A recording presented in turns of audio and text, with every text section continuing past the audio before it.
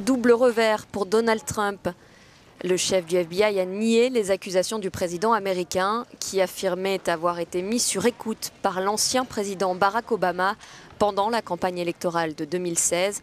James Comey a ensuite confirmé que son agence a lancé une enquête sur une possible collusion avec le Kremlin pendant la campagne électorale.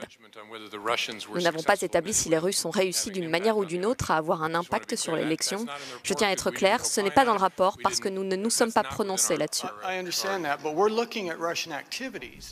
Le porte-parole de la Maison-Blanche s'en est pris aux médias, les accusant de propager cette supposée influence russe dans l'élection présidentielle américaine.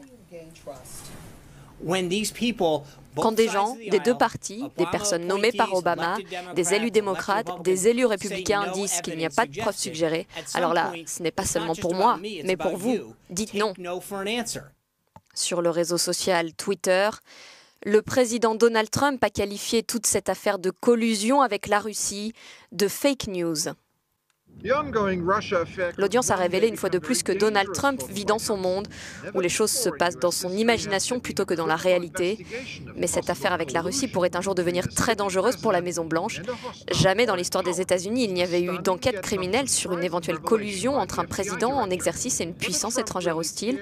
Est-ce que Donald Trump est inquiété? Difficile de le savoir. Mais les Américains semblent, eux, s'inquiéter. Selon les derniers sondages, la cote d'approbation de Trump est de seulement 37%. Stefan Grobe, Euronews, Washington.